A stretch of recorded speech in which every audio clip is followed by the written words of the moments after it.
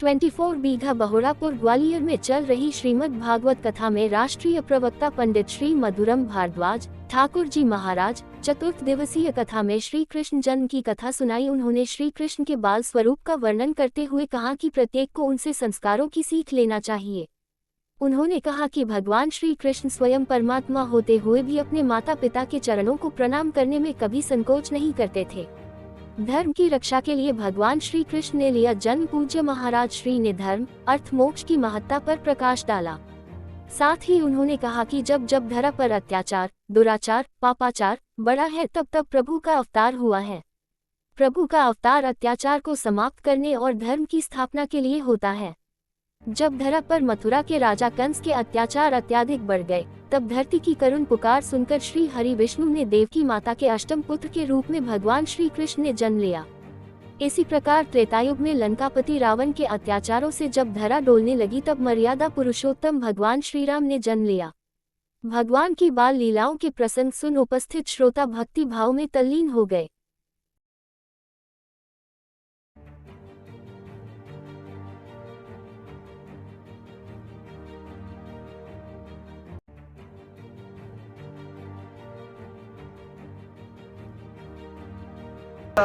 जो 24 बीघा residency Yashoda residency है, यहाँ के जो निवासी हैं हमारे अभिषेक कपूर जी और हमारे प्रजापति जी, कुछ लोग यहाँ से आए हुए हमारे पास आए थे। बोले महाराज जी हमें जो है एक बार श्रीमद् भागवत महापुराण का आयोजन करना है, श्रीमद् भागवत महापुराण का आयोजन करना है। और कुछ समस्या ये बन जाती है कि कोई आगे कैसे आए, एक व्यक्ति आगे आए तो ये संभव नहीं है, सारा भार उस पर ही हो जाता है। तो हमने कहा कि हम तत्पर सेवा में हैं और सनातन की सेवा धर्म की रक्षा हेतु, क्योंकि धर्मो रक्षति रक्षता, धर्म की जो रक्षा करता है धर्म उसकी रक्षा करता है। मैंने अपना कर्तव्य को पूर्ण निर्वहन करने के लिए आपको डेट दी और ये 23 तारीख से भागवत का प्रारंभ हुआ दिव्य कलश यात्रा के साथ में।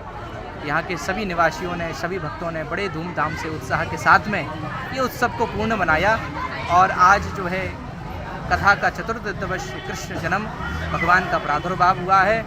और जब भगवान का अवतार होता है, प्रादुर्भाव होता है तो सनातन धर्म के लिए होता है, देश के लिए होता है। मैं अपनी व्यासपीठ से युवाओं को जैसे कि आगे भी संदेश में देता आया हूँ और मैं आज भी वही संदेश दूंगा कि हमें सत्य सनातन धर्म को बचा के रखना है। और सत्य सनातन धर्म किसी जाति विशेष की बात नहीं करता है, सर्वधर्म की बात करता है।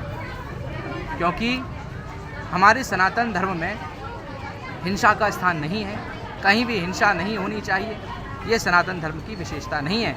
सनातन धर्म सबको साथ लेके चलने वाला है, सबके साथ में चलने वाला है और सबके बारे में सर्वे भवन्तु सुखिनः सर्वे सन्तु निरामया, सबके लिए कल्याण की भावना रखता है। उसी कल्याण की भावना के साथ में मैं आने वाली जो हमारी युवा पीढ़ी है, वो युवा कोई भी वर्ग हो, उस युवा पीढ़ी को केवल धर्म और शास्त्र के माध्यम से मैं ये संदेश देना चाहता हूँ कि हमारी संस्कृति क्या रही है, उस संस्कृति को बाहर विदेश में उस संस्कृति का इतना बढ़ चढ़ करके उपयोग किया जा रहा है। और हमने अपनी संस्कृति को भूलने के कारण हमने अपनी सारी आधुनिक चीज़ें विदेशों पर निर्भर होकर के रह गए हैं, जबकि वो हैं हमारे सनातन धर्म में, हमारे वेदों में उन चीज़ों का वर्णन है। परंतु फिर भी आज हमारी ये परिस्थिति हो गई है कि वह युवा विदेशों में जो आधुनिक चीज़ अब हैं वो विदेशों में आज हैं, लेकिन हमारे सनातन धर्म में बहुत पहले से वर्णित है इन सब चीज़ों का। इसीलिए ज्ञानवान समाज हो, हमारे युवा ज्ञान को प्राप्त करें जो वास्तविक ज्ञान है। ये स्कूल की पढ़ाई मैं नहीं कहता बुरी है, परंतु ये जो बाहर की पढ़ाई है, ये जो पढ़ाई हो रही है, कॉन्वेंट स्कूल जो शिक्षा प्रदान कर रहे हैं, मैं किसी के व्यक्ति विशेष के बारे में या किसी पर भी टिप्पणी नहीं करना चाहता, परंतु ये शिक्षा पैसा कमाने की विद्या जरूर दे सकती है, परंतु समाज में किस प्रकार से आचरण करना है, किस प्रकार से व्यवहार करना है, बड़ों का सम्मान छोटों का सम्मान किस प्रकार से रखना है, समाज में कैसे जीवन को निर्वाहन करना है, ये हमें सत्य सनातन धर्म बताता है, हमारे वेद पुराण शास्त्र बताते हैं, हमारा ग्रंथ बताता है। भागवत कथा महापुराण 23 तारीख से प्रारंभ होकर के 24 बीघा यशोदा रेजिडेंसी गालवेश्वर मंदिर के सामने इस कथा का पूर्वक आयोजन चल रहा है और सभी भक्त बढ़ चढ़ कर के हिस्सा ले रहे हैं। और आज कथा का चतुर्थ दिवस है, काफ़ी संख्या में भक्त यहाँ पधारे और उन्होंने भगवान का कथाओं का श्रवण किया, उनकी लीलाओं का श्रवण किया। मैं आप सब लोगों से, जहाँ तक मुझे सुन पा रहे हैं, मैं आप लोगों से कहना चाहता हूँ, आप भी आएँ, अपने बच्चों को भी लेकर के कथा पंडालों में आएँ। और आज कथा का चतुर्थ दिवस है, कल से कथा 3 दिवसीय और है, शेष है। तो मैं ये कहता हूँ कि अवसर को जाने ना दें, अपने बच्चों के साथ में, अपने परिवारजनों के साथ में, अपने बंधुओं को, स्वजनों के साथ में लेकर के कथा पंडाल में पहुँचें। कथा स्थल का यहाँ पे 24 बीघा यशोदा रेजिडेंसी गालवेश्वर मंदिर के सामने बहोड़ापुर स्थित 24 बीघा है। यहाँ पर बड़ा सुंदर आयोजन हो रहा है। आप लोग भी सब कथा में अवश्य पधारें। और मैं अंतिम संदेश ये देना चाह रहा हूँ कि भगवान की कथा को सुनने से क्या लाभ होता है।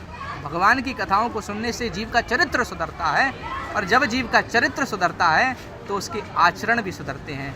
जब आचरण सुधर जाता है तो हमारा भविष्य भी सुधर जाता है। मैं बस आप सभी से यही कहना चाहूँगा कि ज़्यादा से ज़्यादा संख्या में अपने बच्चों को, अपने पूरे परिवार सहित जितना समय हो सके उतना समय आकर के कथा में अवश्य लेकर के आएँ।